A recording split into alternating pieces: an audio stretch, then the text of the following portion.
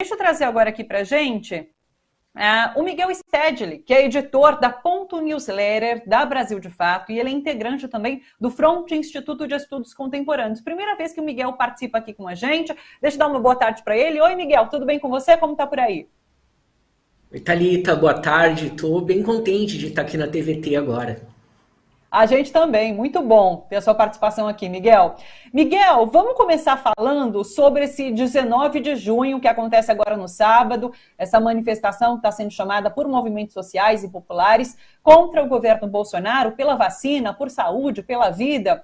E daí, na última vez, foi 29 de maio, né, naquela primeira manifestação que teve, houve uma discussão em relação ao posicionamento do ex-presidente Lula, que Lula não tinha se manifestado sobre o que foi a manifestação ali de 29 de maio. E daí, dessa vez, previamente, ele fez uma postagem. Daí eu vou pedir para que coloquem aqui pra gente essa postagem do ex-presidente Lula, para a gente falar um pouquinho sobre isso. Consegue rodar pra gente, Gui? Aí, olha, Lula disse assim, olha, eu ainda não sei se vou na manifestação, tenho uma preocupação. Não quero transformar um ato político em um ato eleitoral. Não quero os meios de comunicação explorando isso como Lula se apropriando de uma manifestação convocada pela sociedade brasileira. É uma preocupação legítima, né, Miguel? Eu queria que você comentasse um pouco como você vê essa preocupação vinda de Lula nesse momento. Eu acho que é uma preocupação legítima e é uma decisão difícil. Eu imagino que ele esteja em São Bernardo com o coração na mão. Porque essa manifestação ela vai ser muito importante, Thalita. Se nós pensarmos, nos últimos 3 anos, nós tivemos o governo Bolsonaro com o domínio, né, da iniciativa política. E desde a saída, desde a recuperação dos direitos políticos do Lula, a gente teve uma mudança nessa correlação de forças. E a manifestação de maio foi o primeiro momento, acho, durante o governo Bolsonaro, em que não só a oposição teve a iniciativa política, como a oposição pela esquerda. Né? Uma oposição, como você citou, que está convocando os atos, movimentos populares, sindicais, etc. Não é a turma da nota de repúdio, né? Então não é o pessoal que sempre dizia, não, os discursos estão excessivos, mas as instituições estão funcionando, né? E, ao mesmo tempo, curioso é que o que motivou esses movimentos sociais, populares, sindicais, o que deu, de certa forma, ânimo para que, em plena pandemia, decidissem arriscar ir para as ruas, foi justamente o fato novo político desse ano, que foi a recuperação dos direitos políticos do ex-presidente Lula.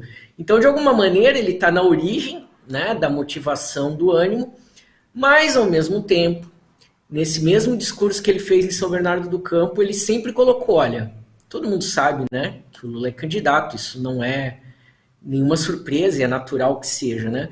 Mas lá no discurso ele colocou, olha, eu não quero discutir eleição agora com a sociedade, quero discutir o direito de todos e todas de tomarem vacina. Né? A pergunta dele é, cadê o Zé Gotinha? Né? E o tema do auxílio emergencial. Então ele tá sendo prudente, e está correta a preocupação dele, porque qual foi a reação de Bolsonaro a esse momento da oposição pela esquerda tomar a bola? Foi partir para a campanha eleitoral, que são essas motociatas, né? Elas não têm nenhum outro sentido que não seja antecipar a campanha pela reeleição de Bolsonaro. Então, de fato, é uma decisão difícil para o ex-presidente Lula, e eu acho que a gente tem que ser compreensível se ele decidir não participar das mobilizações, porque ele vai estar sendo coerente com o discurso que ele tem feito de priorizar a vacinação, enfim. Por outro lado, a presença dele certamente ajudaria a sair dessa situação de empate, um pouco que a gente tem, né, na conjuntura. Então, se essas manifestações forem maiores, elas com certeza reanimam, inclusive, a CPI da Covid, que a gente estava ouvindo agora o senador Humberto Costa falando. Aliás, você traz isso de Bolsonaro entrando em campanha novamente. Estão fazendo motociata. Daqui a pouco eu, inclusive, vou conversar com o economista sobre essas falas de Bolsonaro de que quer rever o Bolsa Família, quer estender auxílio emergencial, mas tem essa questão do teto de gastos também. Tudo isso é porque ele volta a fazer campanha, Bolsonaro, porque ele está se sentindo cada vez mais acuado por conta da CPI, por conta da força do ex-presidente Lula, por conta dessas manifestações contrárias ao governo dele? Eu acho que sim, mas também tem uma coisa, né? Quando foi que o Bolsonaro não esteve em campanha para reeleição desde 1º de janeiro de 2019, né? A gente não viu, se a gente pensar, olhando em retrospectiva, o que é o projeto político mesmo do governo Bolsonaro, né? Foi aquela semana de porte de armas, né? Sempre sinalizando para essa base militarizada, para essa base bélica.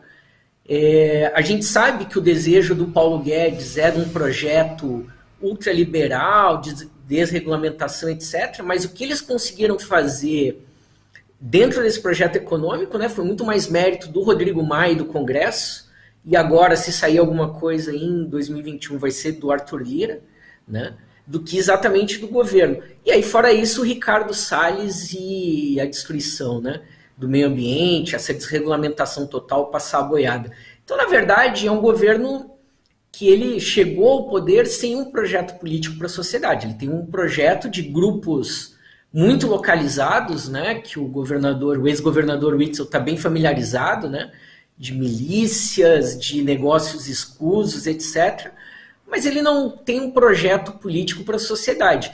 E, ao mesmo tempo, como ele precisa, né, do fórum privilegiado, como ele precisa projetar os filhos ali, ele está em permanente campanha de reeleição, né?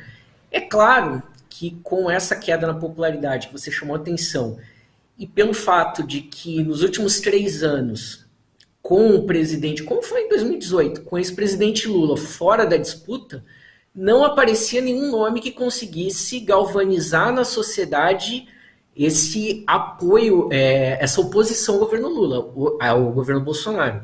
Hoje, sem dúvida, o antibolsonarismo ele é mais forte do que já foi o antipetismo, ele é o centro hoje da política e ele está galvanizado na figura do Lula. Então, isso obriga o Bolsonaro a sair da letargia dele, né? Segundo os assessores mais próximos, o problema do Bolsonaro é que ele passa a tarde contando piada no Planalto. Então, imagino que agora ele passa a semana esperando para terminar o turno de trabalho para a aglomeração do final de semana novamente, né?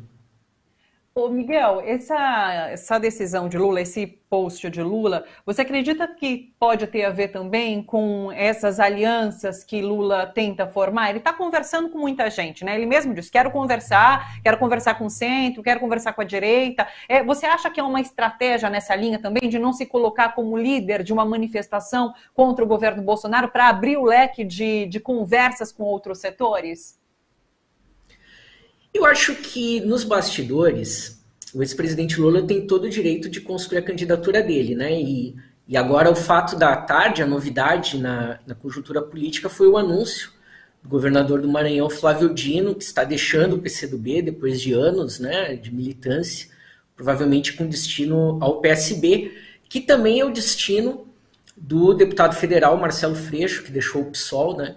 E isso dá sinais de que a construção de uma frente ampla e de esquerda, né, esteja se constituindo aí para 2022, independente de candidaturas de primeiro ou segundo turno, né? Então, tudo isso tem a digital do Lula, isso não há dúvida nenhuma, né? Ele é um político experiente, ele é alguém que tem trânsito, né? E vejam, Lula está na luta política desde 1976, 1977, então todo esse universo de pessoas, né, convivem, conheceram, se relacionaram com Lula ao longo dessas últimas quase 5 décadas, né? Então eu acho muito natural que ele tenha essa versatilidade, essa capacidade, é uma característica, sempre foi, né, dele, de conversas, de articulações, etc., né? Então, ele está absolutamente, ele tem essa autoridade moral, digamos assim, para bater na porta do Marcelo Freixo conversar, de bater na porta do Flávio Dino, e daqui a pouco vai bater em outras portas do empresariado, em setores do agronegócio, faz parte tanto das características dele, quanto da tarefa que ele tem, né? Quem quiser enfrentar o Bolsonaro em 2022 vai ter que representar uma ampla gama de setores da sociedade e vai ter que levar também um projeto de mudanças, né? Então ele tem essa capacidade de costurar. E a ele não querer rebaixar essa manifestação de sábado a um ato eleitoral, ele está corretíssimo. É maior do que isso, né? Do que simplesmente a candidatura dele, ainda que esteja muito relacionado. O que impede O que impede a gente de ter todos e todas tenham vacina, comida na mesa, etc., é justamente aquele que precisa ser batido em 2022. CPI da Covid. Você falou sobre Witzel, né? Sobre ele, inclusive, estar por dentro desses esquemas que ele denuncia, e daí foi chutado para fora e agora vem compartilhar tudo o que sabia, né? Como que você viu ontem essa participação dele? Conversei agora com o Humberto Costa também sobre isso, quero saber a sua opinião. Como você viu essa participação de Witzel? Porque ele não trouxe só essas denúncias em relação a esquemas de desvio de dinheiro ali para o combate à Covid, mas ele traz também acusações contra o governo Bolsonaro, sobre ser perseguido politicamente, porque queriam colocar um governador ali que fosse aliado a Bolsonaro. Ele, naquele momento lá no ano passado, se lançou como candidato de alguma forma e daí acaba rompendo com o Bolsonaro, com a presidência ali, com essa ala bolsonarista. Como você viu essa participação dele? E o que você acha que a gente pode esperar em relação aos resultados concretos da CPI da Covid, Miguel? Thalita, eu acho que foi muito interessante o que a gente ouviu ontem. Eu acho que esses movimentos que a gente estava ouvindo o senador Humberto Costa comentar hoje do Wizard também são interessantes. E eu justamente pensava como os senadores vão precisar ser muito inteligentes e experientes, porque o Witzel, ele traz temas que são relevantes, mas não diretamente ligados à CPI. Porque se a gente percebeu ontem, quando entrou no ponto, né, da relação do governo do Estado, dos equipamentos, etc., foi a hora que ele recorreu ao habeas corpus dele. Né? O Wizard, ele está sendo investigado por conta dessa participação no Gabinete das Sombras, mas ele pode ser um iceberg com uma coisa muito mais... muito maior, talvez, que é o Gabinete do Ódio. Falar em gabinetes, né? E que está parado naquela investigação do Supremo Tribunal Eleitoral sobre o disparo de fake news na campanha de 2018, que esse assunto morreu, né? Mas também a CPI da fake news, que foi interrompida pela pandemia. E aí o que tudo indica é que a gente tem um modo de operação que foi usado na eleição, que permaneceu na ativa para atacar os adversários políticos do bolsonarismo, e que esse mesmo método ele foi transposto para fazer a propaganda da cloroquina, como o senador acabou de sistematizar para a gente. Né? Então, você tem dois temas que podem desgastar o governo, que é o tema das milícias, por um lado, com o Witzel, né? E, por outro lado, o tema das fake news com o Wizard, mas, ao mesmo tempo, nenhuma das duas são objeto da CPI. Então, isso também pode gerar um grau de frustração, né? Ele pode ir gerando um desgaste do governo e, ao mesmo tempo, pode dar a impressão de que, poxa, terminou em pizza, porque, né? Ou porque essas investigações não vão seguir. Eu acho que, além das manifestações no sábado, então, como eu disse antes, se elas forem fortes e pela indignação que a gente viu, né, do Omar Aziz ali, pode ser que a CPI mude o tom na próxima semana. E eu acho que terça-feira o depoimento do Osmar Terra eu acho que vai ser muito interessante, porque aí eu acho que eles podem avançar. A verdade é que também a CPI ela deu uma recuadinha, né? Depois que o Exército saiu em defesa do Pazuello. Tudo estava construído na CPI para pegar o Pazuello, né? Todos os caminhos da cloroquina, né, tudo levava ao Pazuello. E quando ele se blindou com o Exército, isso também deixou a CPI enfraquecida. Né? Então agora a CPI está tentando, via esse gabinete das sombras, recuperar a ofensiva. Né? Então eu acho que terça-feira o Osmar Terra ele vai ser central. Né? Ali pode ser que a CPI pise no acelerador, a gente tenha novos desdobramentos. Do contrário, me preocupa um pouco dela perder o foco e também criar uma frustração da gente de que, poxa, né? Como é que fica essa denúncia da Marielle? Como é que fica, né? Porque certamente, pela ordem legal, enfim, não é a CPI quem vai tomar essas decisões. Ela vai desdobrar em Ministério Público, né? Ou vai encaminhar o que já conhece para a CPI da fake news que está parada. Então, acho que um pouco essa cautela a gente tem que ter um pouco na análise para não criar uma expectativa que depois não se cumpra, né? Totalmente. Você sabe que eu ouvi agora uma entrevista de Randolfo Rodrigues, que é vice-presidente, né, da CPI, da Covid, e amanhã sai essa lista com os depoentes que se transformarão em investigados. E ele comenta que Osmar Terra provavelmente vai aparecer entre esses investigados. Osmar Terra, que ainda nem foi ouvido. Como você disse, ele vai ser ouvido agora na terça-feira, mas Randolph já antecipou isso, que provavelmente ele apareça como um dos investigados. E na quarta-feira tem o depoimento do Felipe Martins, que é esse assessor especial da presidência e que está envolvido nesse gabinete do ódio. Inclusive, ele parece ser um dos mandantes desse gabinete do ódio. Então, a gente também vai ter novidade, eu imagino, nesse depoimento do Felipe Martins, né? Eu acho que sim. Eu acho que, no fim, o Gabinete das Sombras, que atuou em paralelo ao Ministério da Saúde, ele é uma espécie de síntese do que foi o governo Bolsonaro. Porque ele foi reunindo a participação do Exército com a fabricação massiva de cloroquina. Eu imagino que hoje a maior fábrica de cloroquina do mundo seja o Exército Brasileiro, né? Então, tem essa participação do Exército. Essa tese, como o senador Humberto Costa estava colocando antes, da cloroquina como um remédio que já existia como vírus inofensivo, uma criação da China, isso não veio das mentes iluminadas ali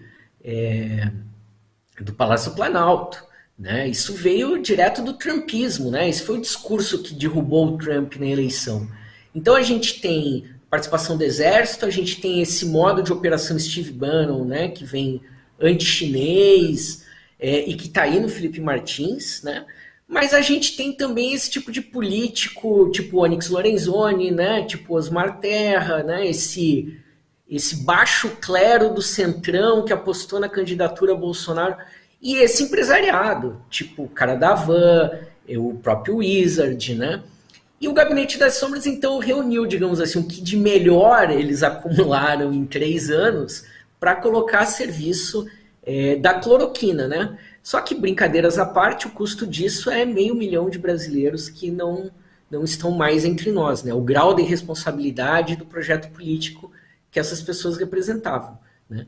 Então, de fato, se a CPI for incisiva no Gabinete das Sombras, eles vão acabar desdobrando uma série de fatores, né? Porque eles reproduziram todas as ideias do governo ali. Miguel, gostei muito, volte mais. Foi muito bacana, gostei muito de conversar com você. Que bacana discutir esse cenário político conturbado, com tanta coisa acontecendo.